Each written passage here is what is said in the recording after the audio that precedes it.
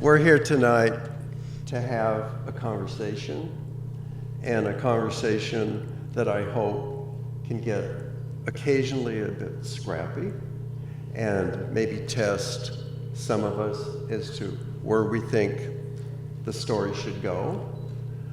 On the other hand, I really want to start with a little bit of information about how we all got here, including some of you.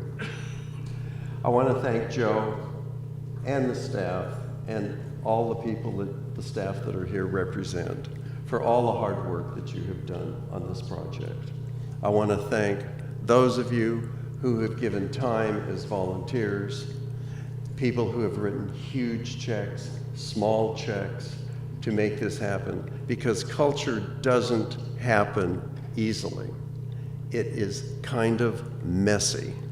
And the story that we're talking about tonight has pieces of it that are messy. And that isn't anything new.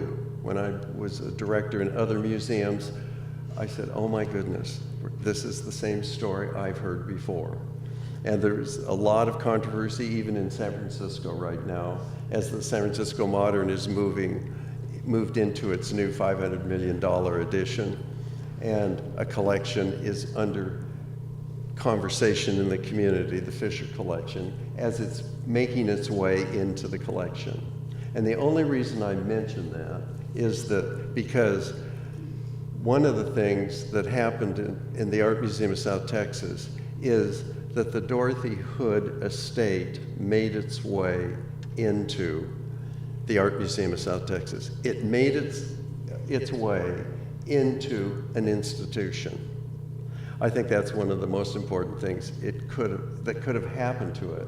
And some of the conversation, in addition to the art, we got 100 boxes of archives that, thank goodness, the university was able to take for us and help us make sure that at least temporarily they're going to be cared for.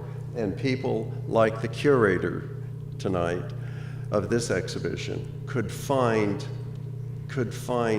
what she needed to know about how that art was made and the people that were around the artist when it was made, and why certain things did or did not happen in her career. And I hope we can get into that tonight, because we have friends of Dorothy here, we have scholars, we have people who are writers, we have people who are artists, we have an artist here that was a friend of Dorothy's, and it's those kinds of stories that hopefully will help you better understand what you're going to see when you walk out there tonight. This is the first catalog of the museum. This exhibition opened. Jasper Johns was downstairs in the lower gallery. Frank Stella was upstairs in the grand gallery. And Andy Warhol was in the main gallery. And guess what happened when the museum opened? Those were some of the hottest artists. And notice there are no women here, because in those days, maybe Lee Krasner, maybe Helen Frankenthaler, maybe, but they weren't here.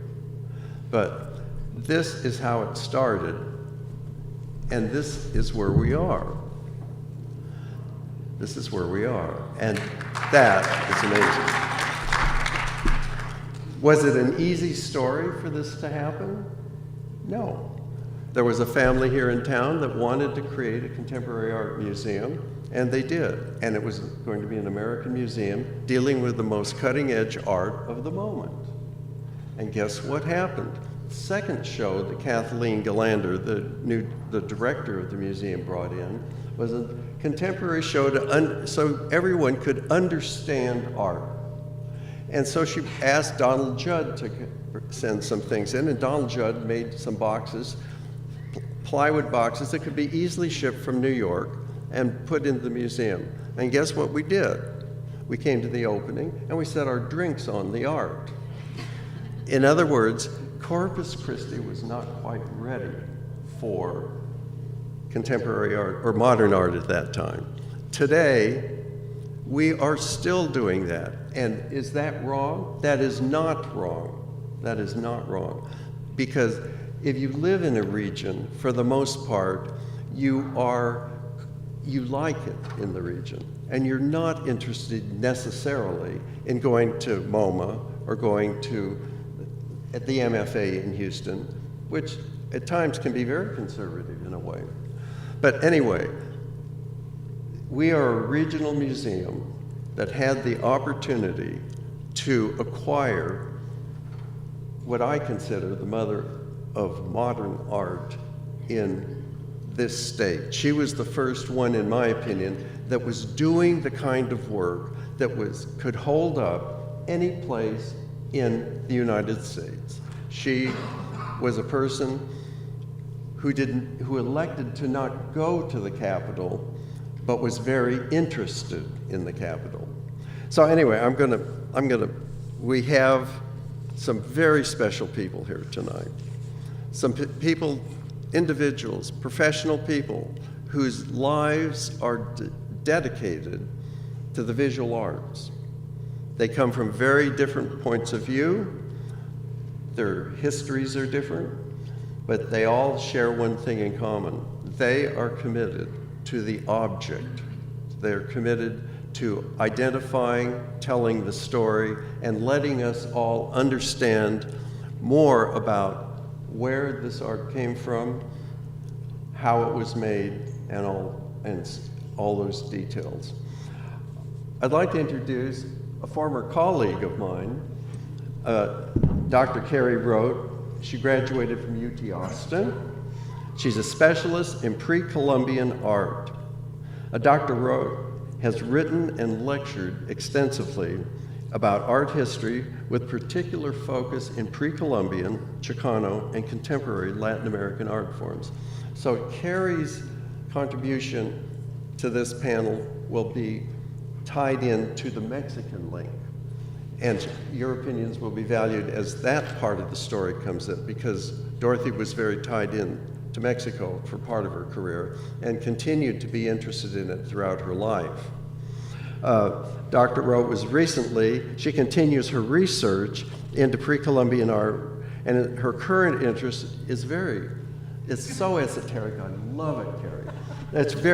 She's interested in paintings that include specific kinds of amphibians and agriculture themes. And it's like, whoa, she is a real doctor, let me tell you, when it comes to art history.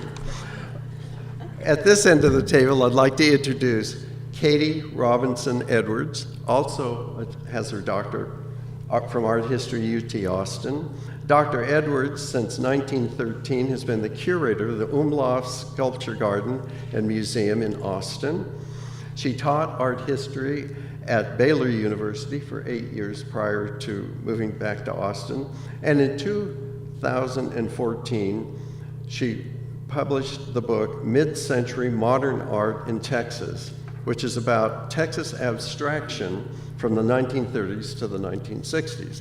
You can see, that's obvious, how she fits into the conversation tonight. The book, which I find very interesting, in 2016, got the prize for nonfiction from the Philosophical Society of Texas. In 2015, she got the Center for the Advancement and Study of Early Texas Art Award for excuse me, yes, you got that in 2015, okay. Then she also, and this is a part that adds to my interest in hearing what she has to say, she also writes about contemporary art and rethinking Andrew Wyeth and how Andrew Wyeth might be tied into very modern contemporary artists today. She's written about Chuck Close, Jackson Pollock, Robert Rauschenberg, Jennifer Stockholder, and Charles Umlauf. The person sitting to my your left, my immediate right, is Lynn Randolph. And Lynn Randolph is one of those special people that has an incredible commitment to making visual art, and making visual art that is extremely unique and personal. She has been exhibited widely in the United States. She's a resident of Texas. She's in the Menil Collection, the San Antonio Museum, Arizona State, and the Blanton. So she is a treasure like Dorothy Hood is. She's a treasure of art in our own state. She's recently had exhibitions at the David Lewis Gallery in New York and the Kirk Hopper Gallery in Texas.